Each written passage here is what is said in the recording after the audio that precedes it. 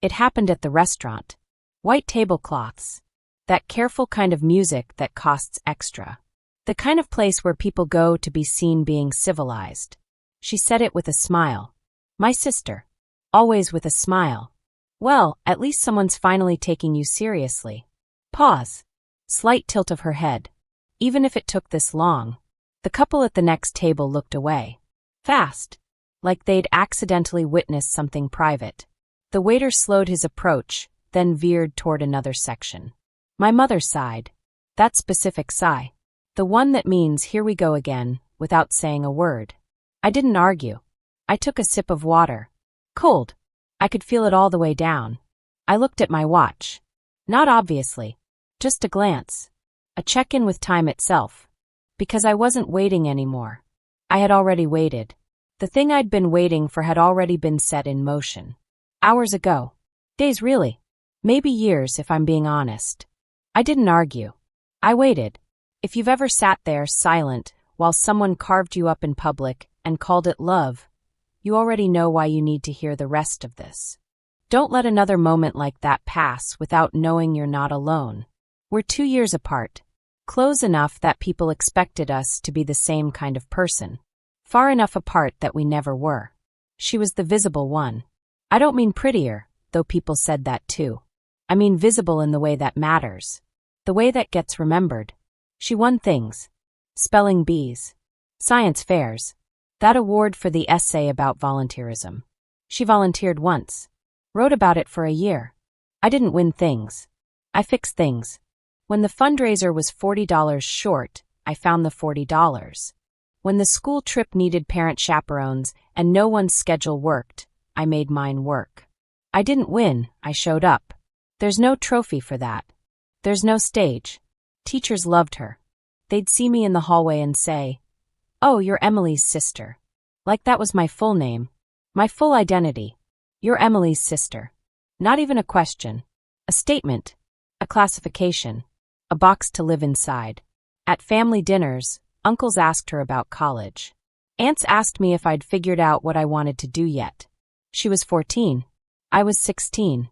But the question was never really about age. It was about assumption. She was going somewhere. I was still deciding. That was the narrative. That was the script we were all apparently reading from. I learned early that speaking didn't change anything. Defending myself made me sound defensive. Explaining made me sound like I was making excuses. So I stopped. I watched instead. I watched how people moved.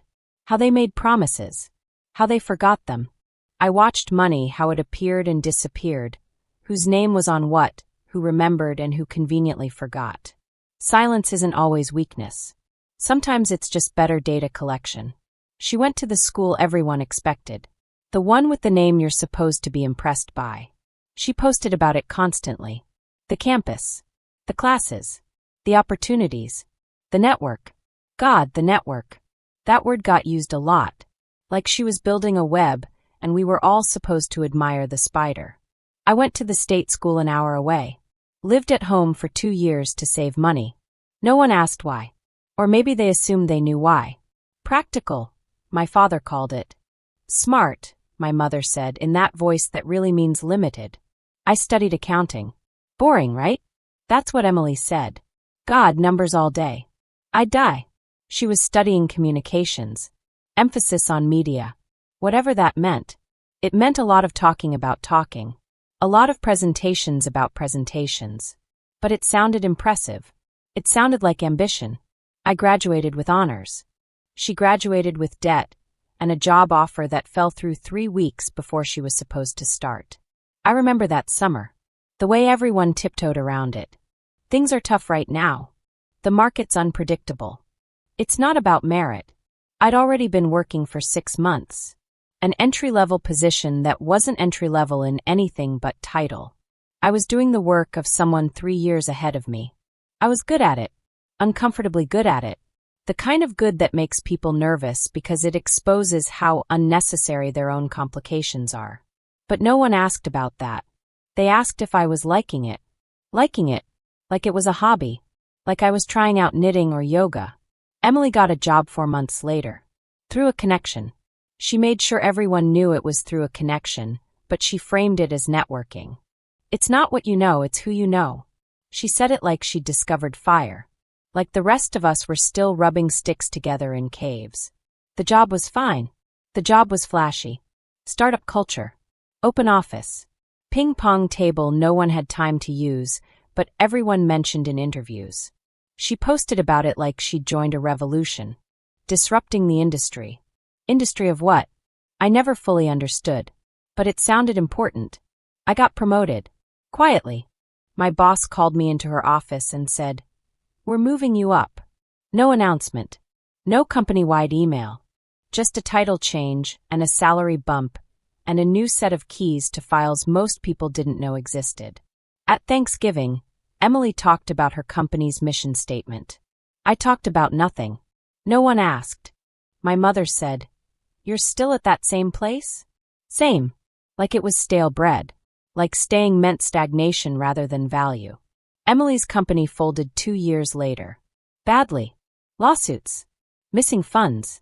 The kind of thing that makes the local news, but not the national news. She framed it as a learning experience. You don't grow without failure. She said it on Instagram.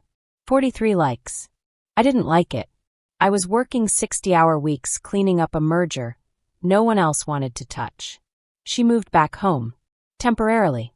Which turned into 8 months. I'd already bought my own place by then. Small. A condo on the edge of town that needed work, but had good bones. I did most of the work myself. YouTube and stubbornness. It took a year. No one came to see it. Cozy. My mother said when I showed her pictures. Cozy. The word people use when they mean small. Emily met someone. Successful. That word got used a lot. He worked in finance. Real estate development. Something with buildings and money and deals.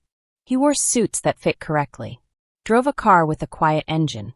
The kind of quiet that costs extra. He was charming at family dinners. Asked the right questions. Remembered names. Made my father laugh. Made my mother feel seen. They got engaged 6 months later. The ring was significant. My mother cried. Happy tears. Proud tears. Finally, she said. Finally what? Finally Emily had arrived at the destination we'd all been waiting for her to reach. Finally, the story made sense again. I met someone too. Around the same time. Quiet. Kind. Worked in education. Taught high school history. Made enough to live on but not enough to impress anyone. We didn't get engaged. We just kept going. Dinner on Tuesdays. Movies on weekends. The kind of relationship that doesn't announce itself because it doesn't need to. No one asked about him. Or they asked once politely then moved on. Still seeing that teacher? Still. That word again. Like persistence was failure. Like staying was settling. Emily's wedding was an event. 17 months of planning. A venue that required a deposit the size of a down payment. 200 guests. A planner who used the word vision without irony. I was a bridesmaid.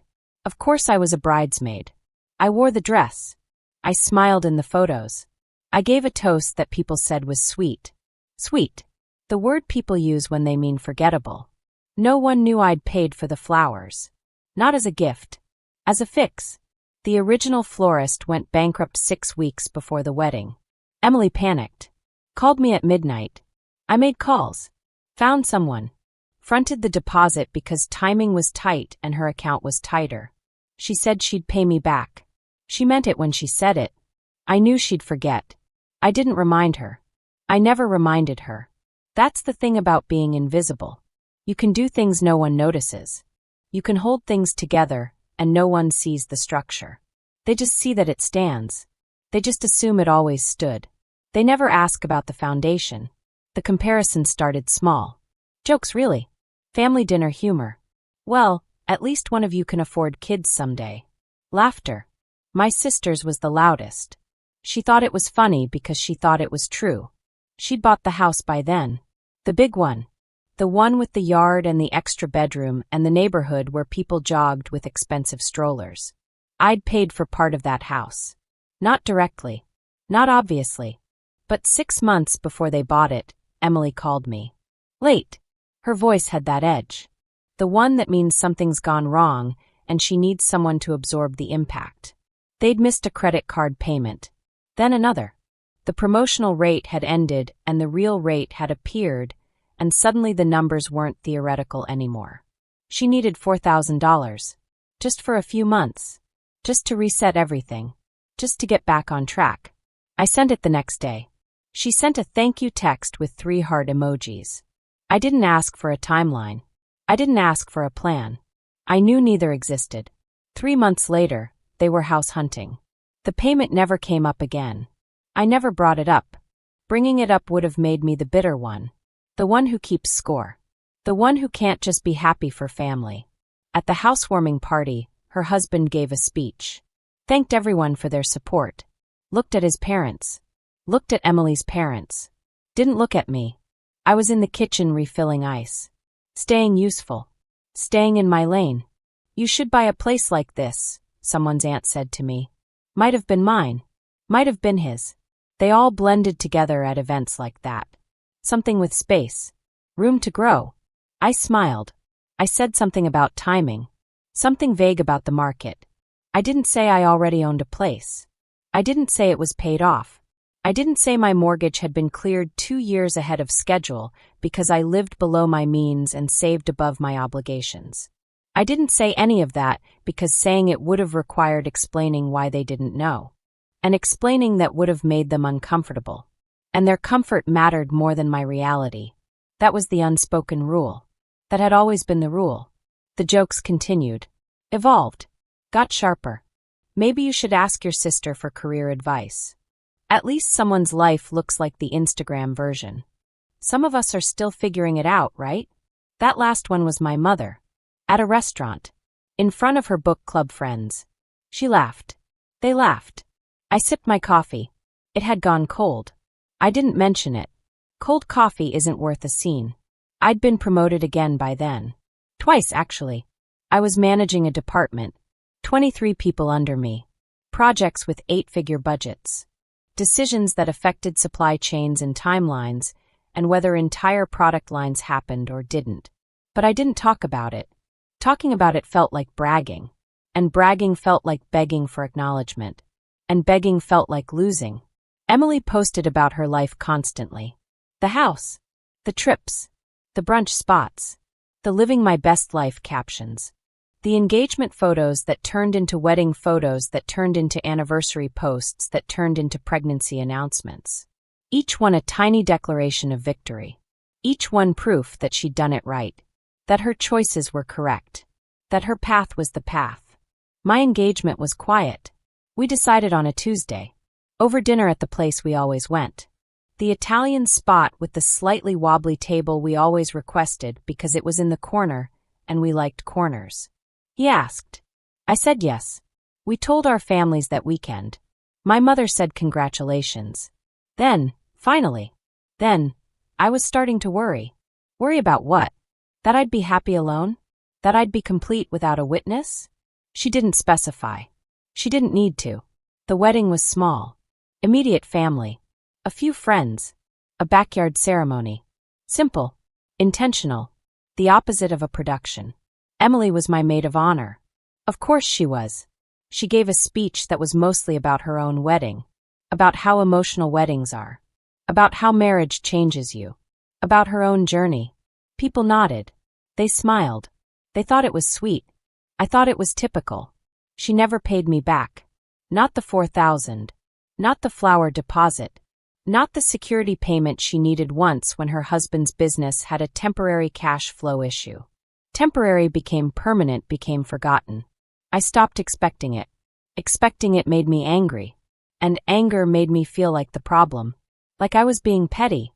Like I was making something out of nothing. But it wasn't nothing. It was a pattern. She needed, I provided. She forgot, I remembered. She got credit. I got categorized as stable. Stable.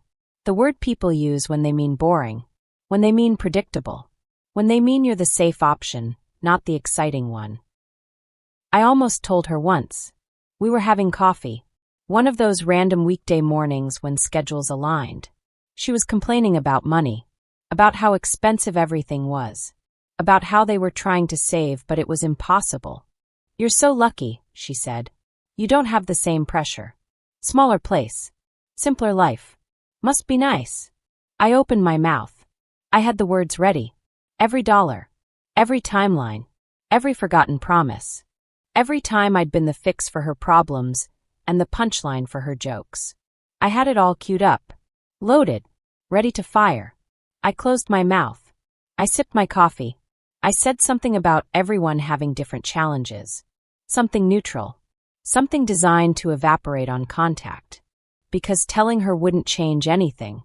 It would just shift the narrative. I'd become the villain. The one who threw the past in her face. The one who couldn't let things go. The one who ruined the relationship over money.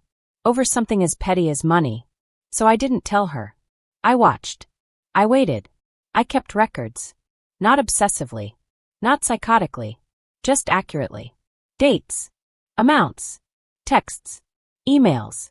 The digital trail that people forget exists because they think deleting it from their mind deletes it from reality. I helped my parents too. Quietly. They'd had a rough patch. Medical bills. The kind that arrive with numbers that don't make sense until you realize they're real. Dad's heart thing. Mom's hip replacement that the insurance decided was elective despite her not being able to walk. I paid for both. Not all of it. Enough of it. The gap between what they had and what they needed. They said they'd pay me back. I said not to worry about it. They worried anyway. Then they stopped worrying. Then they forgot. Emily didn't know about that either. No one did. Because offering it meant people knew I had it. And people knowing I had it meant questions. And questions meant explanations. And explanations meant revealing that my simpler life was actually a more solvent one. And revealing that would have shattered the story everyone had already decided was true. The story was, Emily succeeded. I survived. Emily thrived. I managed. Emily was the aspirational one. I was the acceptable one. That story worked for everyone. Rewriting it would have been inconvenient. Would have required them to reassess. To admit they'd been wrong. To acknowledge they'd missed something. People don't like admitting that. It's uncomfortable. It's easier to just keep believing the first draft. So I let them. I let them believe I was smaller. Simpler. Struggling adjacent. I let them make their jokes. Their comments. Their comparisons. I let them because I knew something they didn't. I knew the truth. The whole truth. The full financial picture. Theirs and mine. I knew about the second mortgage they'd taken out to afford the renovation. I knew about the credit card debt that had climbed back up to $11,000. I knew about the business deal that had fallen through and the investment opportunity that had evaporated. I knew because I paid attention, because I listened when people talked, because I read the documents they left on the counter when I visited, because invisible people see everything. And I knew something else. Something they definitely didn't know. Something no one knew except me and the man I'd married and the lawyer who'd handled the paperwork. The restaurant lunch was in 4 days. The family lunch. The monthly obligation where we all pretended we enjoyed each other's company. Where Emily would inevitably say something cutting disguised as caring. Where I would inevitably smile and nod and play my part. But this time I'd made arrangements. This time, the silence was ending. Not with a confrontation. Not with a fight. Not with an emotional explosion that would let them paint me as unstable. With truth. Just truth. The kind that doesn't ask for permission. You're starting to see it now, aren't you? The pattern. The setup. Subscribe. You'll want to see how this ends. The restaurant was the same. Same white tablecloths. Same careful music. Same arrangement of people pretending this was about connection and not obligation. Emily was late. She was always late. It was part of her brand. Being important means being slightly behind schedule. Everyone understands. Everyone waits. That's how you know you matter. When she arrived, she had news. She always had news. Some update. Some development in the life we were all supposed to be tracking. So we're thinking about the private school for next year. The public system is just, not what we want for her. Nods around the table. Agreements. You have to do what's best. Education is so important. You can't put a price on that. I sipped my water. Checked my watch. Not obviously. Just a glance. You're quiet, Emily said. She said it like an observation. But it was an accusation. Quiet meant judging. Quiet meant disapproving. Quiet meant I wasn't playing along. What do you think? About the private school thing. I think you should do what works for you, I said. See, that's what I mean. She turned to the table. Gestured at me like I was evidence in a case she was building. That tone. That answer. It's like you think we're being ridiculous. I didn't say that. You didn't have to. It's the way you said it. That. She waved her hand. That judgment. My mother shifted. Uncomfortable. Let's not do this. Not here. I'm not doing anything, Emily said. I'm just saying. It's always like this. We share something, anything, and there's this energy from her. Like we're supposed to apologize for having a good life. I set down my water glass. Carefully. I've never asked you to apologize. But you think it, don't you? You think we're wasteful. Frivolous. That we don't deserve what we have. The table went quiet. That specific kind of quiet where everyone's waiting to see which direction the crash goes. I didn't raise my voice. I didn't need to. I think you've worked hard for what you have. I also think you've had help you don't talk about. Help? What help? We built everything ourselves. Every bit of it. Did you? Her face changed. Just slightly. A flicker of something. Uncertainty. Defensiveness. Yes. We did. We worked. We sacrificed. We made it happen. Who paid for your wedding flowers? Silence. Different now. Sharper. What? Your wedding flowers. When the florist went under. Who paid for them? She blinked. We paid for them. No. I paid for them. $7,200. You were going to pay me back. You said within 3 months. That was 4 years ago. My mother's face changed. My father looked down. Emily's husband went very still. And the credit card thing, I continued. Voice calm. Voice steady. 6 months before you bought the house. $4,000. Temporary loan. Temporary became permanent, became forgotten. I was going to. And the security deposit for the rental. Before you got married. $1,800. Just until the refund came through. It never came through. Or it did, and you forgot I was the reason you had somewhere to live that month. She was pale now. Actually pale. Why are you doing this? I'm not doing anything. I'm stating facts. You asked why I was quiet. I'm explaining what I've been quiet about. This is cruel. Bringing this up here. Now. In front of everyone. You brought up my tone in front of everyone. I'm just adding context. The waiter approached. Saw the table. Retreated. Smart man. We've had expenses, Emily said. Her voice was smaller now. Things you don't understand. The house, I understand perfectly. I understand you've lived beyond your means while telling everyone you've made it. I understand you've borrowed from me and forgotten. I understand you've compared me to you constantly. Made jokes. Made comments. Made sure everyone knew you were the successful one, and I was the one still figuring it out. I reached into my bag. Pulled out a folder. Set it on the table. Didn't open it. Didn't need to. What is that? My mother asked. Records, I said. Every loan. Every amount. Every date. Every promise to pay back. Every text message. Every email. For years of supporting my sister financially while she told everyone she built her life herself. Emily stared at the folder like it was a bomb. And this, I said, pulling out a second document. Smaller. Simpler. This is from the county. Public record. Property ownership. Turns out I own a second property. Commercial. Downtown. I bought it 3 years ago. It's appreciated significantly. I've been renting it out. The income covers both my mortgages, and then some. My father's head came up. You own 2 properties? I do. I just never mentioned it. Because mentioning it would have sounded like bragging. And I was raised to believe that bragging was inappropriate. That success should be quiet. That visibility meant vanity. I stood up. Calmly.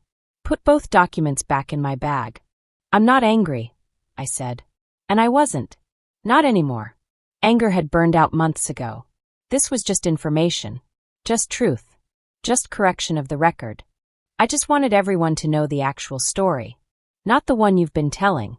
The real one. I looked at Emily. Her eyes were wet. Not crying. Not yet. Just wet. Just shocked. I'm not asking for the money back, I said. Consider it paid in full. A gift. For all the times you made sure everyone knew who was succeeding and who wasn't. For all the times you made me small so you could feel big. It was worth every dollar to see your face right now. I picked up my purse. Put money on the table for my portion. Exact amount. Including tip. Enjoy your lunch, I said.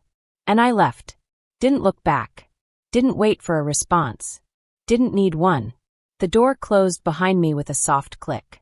The kind you barely hear unless you're listening for it. Some people spend their whole lives not knowing what others hide. Don't be one of them. Subscribe. See what people don't say. Emily called 3 hours later. I didn't answer. She called again. Then texted. Then called again. I let it ring. All of it. There was nothing left to say. Or nothing I needed to hear her say. Apologies now would be damage control, not truth. I wasn't interested in damage control. My mother called the next morning. Early. Too early for it to be casual. We need to talk about yesterday. Do we? That was a lot. In public. In front of everyone. She made it public first, I said. Voice calm. Voice even. I just provided information. You embarrassed her. She's been embarrassing me for years. The difference is I did it with facts. Silence on her end. The kind where she was deciding which angle to take. Which guilt lever to pull. She's your sister. I know. Family doesn't do that to each other. I agree. Which is why I stayed quiet as long as I did. But staying quiet forever isn't loyalty. It's just erasure. I'm done being erased. This is going to cause problems. For who? She didn't answer that. Because the answer was obvious. Problems for her. For the family dynamic. For the story everyone had invested in. My silence had kept everything comfortable. My truth had made things complicated. Complicated required effort. Required reassessment. Required admitting mistakes. I'm not coming to dinners for a while, I said. I need space. From all of it. You're punishing everyone. I'm protecting myself. There's a difference. I hung up. Not angrily. Just definitively. The conversation was over. I was done explaining. Done justifying. Done making myself smaller, so everyone else could stay comfortable. Emily sent a long text 2 days later. Paragraph after paragraph. How hurt she was. How blindsided. How unfair it was to bring up old things. How she'd always seen us as close. How she didn't understand why I'd attack her like that. Attack. That word. Like truth was violence. Like correction was assault. I read it twice. Then I replied with one sentence. I'm setting a boundary. I need distance. Please respect that. She called immediately. I didn't answer. She texted again. Asked what boundary. What distance. For how long? Why? A dozen questions. All of them demanding I explain myself. Demanding I justify my choice to stop absorbing her impact. I didn't reply. Replying meant engaging. Engaging meant negotiating. Negotiating meant compromise. And I wasn't compromising anymore. The boundary wasn't a discussion. It was a fact. Like gravity. Like time. Like all the money she'd forgotten I'd given her. My father called a week later. More measured than my mother. More careful. I didn't know about the properties, he said. About your situation. I know. Why didn't you tell us? Because no one asked. And when things go unasked, they go unnoticed. And when they go unnoticed, they go unvalued. That's not fair. Isn't it? He was quiet. Then, we're proud of you. I hope you know that. You have a strange way of showing it. Emily was always the one who needed more support. More attention. You were always so capable. So independent. We didn't think you needed. I didn't need support, I interrupted. I needed to be seen. There's a difference. He didn't have an answer for that. Neither did I expect one. I'll call you when I'm ready, I said. But I'm not ready yet. Okay, he said. Quiet. Sad, but accepting. I hung up feeling lighter. Not happy. Not triumphant. Just lighter. Like I'd put down something heavy I'd been carrying so long I'd forgotten it was heavy. Forgotten it was even there. The power had shifted. Permanently. Not because I'd been cruel. Not because I'd gotten revenge. But because I'd spoken.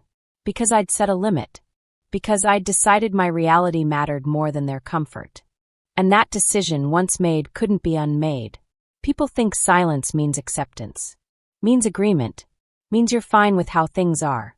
They think if you're not speaking, you're not hurting. If you're not fighting, you're not paying attention. They're wrong. Silence can be strategy. Waiting can be power. Invisibility can be choice, not circumstance. I spent years being underestimated. Being overlooked. Being compared and dismissed and categorized as the lesser version. The quieter one. The simpler one. The one who was fine, who was stable, who didn't need attention or acknowledgement or respect. I let them think that. All of it. Every assumption. Every comparison. Every dismissive comment disguised as concern. I let them because I was busy. I was building something they couldn't see. Something that didn't require their approval or their audience. And when the time was right, when the moment presented itself, when the pattern had gone on long enough, I didn't fight back. I didn't yell. I didn't make a scene. I just told the truth. And the truth didn't need drama. It didn't need anger.